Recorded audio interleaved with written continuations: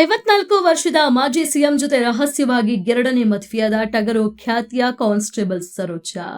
ಶಿವರಾಜ್ ಕುಮಾರ್ ಹಾಗೂ ಡಾಲಿ ಧನಂಜಯ್ ಕಾಂಬಿನೇಷನ್ ಅಲ್ಲಿ block buster hit ಆಗಿದ್ದ ಟಗರು ಸಿನಿಮಾದ ನಟಿ ರಹಸ್ಯವಾಗಿ ಮದುವೆಯಾಗಿದ್ದಾರೆ. ಈ ಸಿನಿಮಾದಲ್ಲಿ ಕಾನ್ಸ್ಟೇಬಲ್ ಸರೋಜಾ ಪಾತ್ರದ ಮೂಲಕ ಅಪಾರ ಜನಪ್ರಿಯತೆ ಗಳಿಸಿದಂತಹ ನಟಿ ತ್ರಿವೇಣಿ ರಾವ್ ಅವರು ದೇಶದ ರಾಜಕೀಯ ಲೋಕದ ಪ್ರಭಾವಿ ನಾಯಕರೊಬ್ಬರ ಕೈ ಹಿಡಿಯುವ ಮೂಲಕ ಹೊಸ ಜೀವನಕ್ಕೆ ಕಾಲಿಟ್ಟಿದ್ದಾರೆ.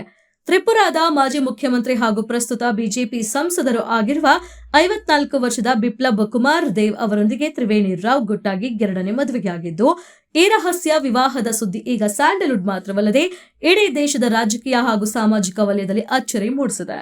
ವರದಿಗಳ ಪ್ರಕಾರ ಕಳೆದ ಜೂನ್ 19ರಂದು ನವದೆಹಲಿಯಲ್ಲಿ ಆಪ್ತರು ಹಾಗೂ ಕುಟುಂಬದ ಸದಸ್ಯರ ಸಮ್ಮುಖದಲ್ಲಿ ಈ ಖಾಸಗಿ ವಿವಾಹ ಮಹೋತ್ಸವ ನಡೆದಿದೆ.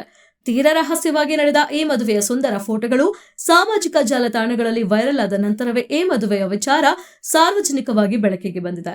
ಕರ್ನಾಟಕ ಮೂಲದ ಕನ್ನಡ ಸಿನಿಮಾಗಳಲ್ಲಿ ಮಿಂಚಿದ ಈ ನಟಿ ದಿಢೀರನೆ ಮಾಜಿ ಸಿಎಂ ಜೊತೆ ಹಸೆಮಣೆ ಏರಿರುವುದು ಅಚ್ಚರಿಗೆ ಕಾರಣವಾಗಿದೆ.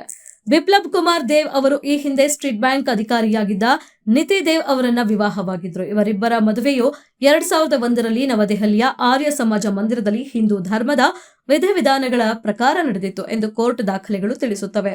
ಈ ದಂಪತಿಗೆ ಒಬ್ಬ ಮಗ ಹಾಗೂ ಒಬ್ಬ ಮಗಳು ಇದ್ದಾರೆ.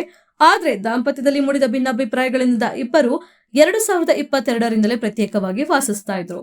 ನಂತರ ದಂಪತಿ ಪರಸ್ಪರ ಒಪ್ಪಿಗೆಯ ಮೇರೆಗೆ ವಿಚ್ಛೇದನಕ್ಕಾಗಿ ಅರ್ಜಿ ಸಲ್ಲಿಸಿದ್ರು. ಈ ನ್ಯಾಯಾಲಯದ ಒಪ್ಪಂದದ ಪ್ರಕಾರ ನಿತಿದೇವ್ ಅವರಿಗೆ 1 ಕೋಟಿ ರೂಪಾಯಿಗಳನ್ನು ಜೀವನಾಂಶದ ರೂಪದಲ್ಲಿ ನೀಡಲು ನಿರ್ಧರಿಸಲಾಗಿತ್ತು. ಈ ಮೊತ್ತವನ್ನು ತಲಾ 50 ಲಕ್ಷ ರೂಪಾಯಿಗಳಂತೆ 2 ಕಂತುಗಳಲ್ಲಿ ಪಾವತಿಸುವ ಮೂಲಕ 2 ದಶಕಗಳವರೆಗೂ ಹೆಚ್ಚು ಕಾಲದ ದಾಂಪತ್ಯವನ್ನ ಇವರು ನಡೆಸಿದ್ರು. ನಂತರ ವಿಚ್ಛೇದನ ಪ್ರಕ್ರಿಯೆ ಮುಗಿದ ಮೇಲೆ ತಿಂಗಳುಗಳೇ ಬಿಪ್ಲಬ್ ದೇವ್ ಅವರು ಎರಡನೇ ಮದುವೆ ಮೂಲಕ ಹೊಸ ಇನ್ನಿಂಗ್ಸ್ ಆರಂಭಿಸಿದ್ದಾರೆ. ಜೂನ್ 24ರಂದು ತ್ರಿಪುರಾದ ಅಗರ್ತಲಾದಲ್ಲಿರುವ ಪ್ರಸಿದ್ಧ ಹೋಟೆಲ್ ಪೋಲೋ ಟವರ್ಸ್ನಲ್ಲಿ ಈ ನವದಂಪತಿಯ ಭವ್ಯ ಆರತಕ್ಷತೆ ಆಯೋಜಿಸಲಾಗಿದೆ. ಈ ಕಾರ್ಯಕ್ರಮಕ್ಕೆ ಬಿಪ್ಲಬ್ ದೇವ್ ಅವರು ರಾಜಕೀಯ ಪಕ್ಷಗಳ ಭೇದ ಮರೆತು ದೇಶದ ಪ್ರಮುಖ ನಾಯಕರು, ಸಚಿವರು, ಹಿರಿಯ ಅಧಿಕಾರಿಗಳು ಮತ್ತು ಉದ್ಯಮಿಗಳಿಗೆ ವೈಯಕ್ತಿಕವಾಗಿ ಆಹ್ವಾನ ನೀಡಿದ್ದಾರೆ.